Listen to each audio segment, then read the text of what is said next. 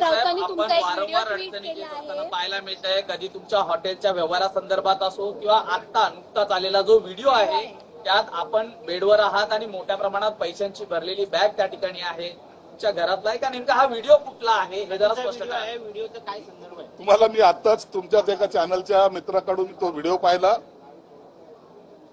Video काय दाखवतोय? माझं घर आहे, जे घर ते तुम्ही पाहतायत ते माझं घर आहे, माझं बेडरूम आहे. बेडरूम पाहिलं ना ते ना संताजी धनाजी दिसतात का काय असा एक प्रश्नचिन्ह आहे. मुळामध्ये असे मूर्खासारखे स्टेटमेंट करणं फक्त संजय राऊतलाच जमू शकतं. आम्ही जे काय त्यांना टोचलेलं आहे त्याची जखम आजही त्यांची भळवळते आणि म्हणून सकाळी उठलं का एकनाथ शिंदे, दुपारी उठलं का एकनाथ शिंदे, मेळावा असला का एकनाथ शिंदे, संध्याकाळी झोपताना एकनाथ शिंदे, मग त्यांची ती दाढी, मग त्यांनी त्यांचा असलेला करिश्मा, यावरच त्यांची असं एकंदरीत टार्गेट हा एकनाथ शिंदे साहेब असतात. शिंदे साहेबांनी ज्या पद्धतीनं 2.5 वर्षापूर्वी 3 वर्षापूर्वी त्यांना जी काही त्यांची भूमिका मांडली होती त्यामुळं त्यांची गेलेली सत्ता ही आजही त्यांना स्वस्थ बसू देत नाही. आमचा चान्स ह्या माणसाने हुकवला, आम्हाला सत्तेतून ह्या माणसाने खेचलं आणि हे तुम्ही अनेक भाषणातून पाहताय. माझी खुर्ची ओढली, माझी सत्ता खेचली, माझ्याशी गद्दारी केली, मग काही त्यांचे सुपुत्र किंवा आणखीन काही जे चेले चपाटे मग 50 ओके या सगळ्या वल्गना करून थकल्यानंतर ज्या ज्या ठिकाणी अमित दिसतील, ज्या ज्या ठिकाणी मोदी साहेब दिसतील त्या त्या ठिकाणी जर एकनाथ शिंदे साहेब गेले तर त्यांची बंद खोली आड चर्चा झाली. मग यांनी आता सत्तेसाठी एकनाथ शिंदे आता लाचार झालेत, ते आता मागे पडलेत, एकनाथ शिंदेला आता भाजप संपवणार, अशा अनेक प्रकारच्या स्टोऱ्या हे रोज करत असतात. आणि त्यातलीच एक स्टोरी आज संजय राऊतनी त्याच्या मनातली मळमळ ही बाहेर काढायचा प्रयत्न केलेला आहे. मागेही आम्ही सांगितलं होतं की हा संजय राऊत सारखा वेडा माणूस ज्याच्यासाठी आम्ही ठाण्याला हॉस्पिटलमध्ये बेड ठेवलेली आहे, परंतु आता मला असं वाटतं की त्याचे हातपाय बांधून त्याला तर हॉस्पिटलमध्ये घेऊन जावे की काय अशी परिस्थिती निर्माण झाली. म्हणून या मूर्ख माणसासाठी मला वाटतं आपणही सगळ्यांनी हे वेळ घालू नका. याचं काम बडबडणे महाराष्ट्र जाणतोय.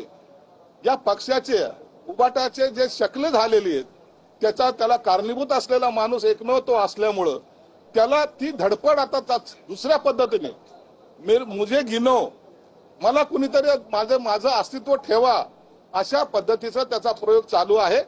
पुन्हा मी त्याच स्टेजवर आहे असं समजायचा त्याचा तो मूर्खपणा त्यांनी आज सिद्ध केलेला आहे.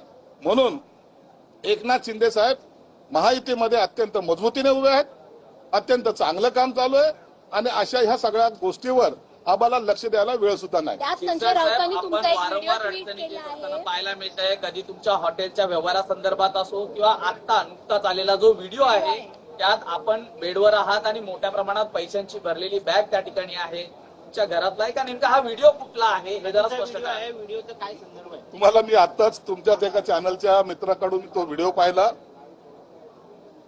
व्हिडिओ काय दाखवतोय? माझं घर आहे, जे घर ते तुम्ही पाहतायत ते माझं घर आहे, माझं बेडरूम आहे. बेडरूम बसलेलो आहे, बनियनवर बसलेलो आहे. बाजूला माझा सर्वात लाडका कुत्रा हा माझ्या बेडरूम मध्ये आहे आणि एक बॅग तिथं अशी ठेवलेली आहे.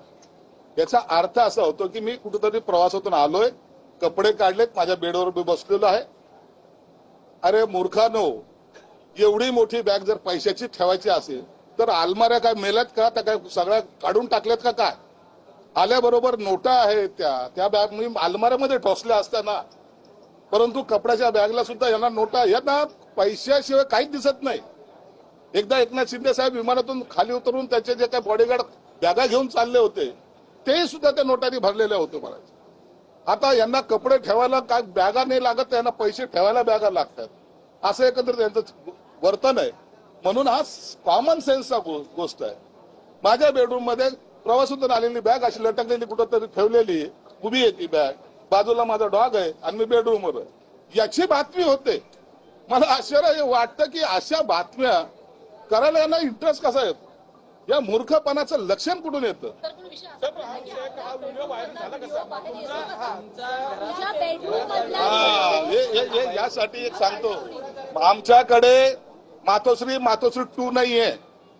माझं घर माझ्या मतदारसंघामध्ये प्रत्येक माणसाला विचारा, सगळ्याला वेलकम असतात. कार्यकर्ता आहे, उत्साहाच्या भरामध्ये एखाद्याने व्हिडिओ काढला असेल त्याचा माझा काही दोष नाहीये. माझ्याकडे कुणालाही चिठ्ठी देऊन आतमध्ये बोलवलं जात नाही. काम काय, नाव काय, गाव काय हे सगळं विचारलं जात नाही. म्हणून कार्यकर्त्यांसाठी आपण आहोत.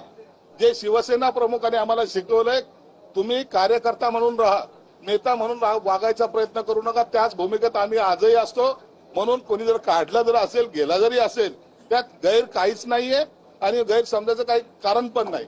यांचे व्हिडिओ पहा ना, ते आणखी पाटकर विसरले का हा माणूस? हे जे बोलतायत, हे जे काही आविर्भावात भाषण करतात ते पहा एकदा. अरे दुसऱ्या महिलांवर छळ करणारे तुम्ही लोक आमच्या बॅगा काय पाहता? स्वतःचं कॅरेक्टर थोडंसं जपा. आणि म्हणून मला या व्हिडिओ बद्दलचं आश्चर्य वाटण्याचं काही कारण नाहीये.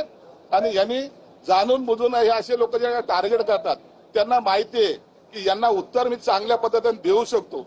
म्हणून हे टार्गेट करताना हे माझं नाव पुढे आणण्याचा प्रयत्न करतात.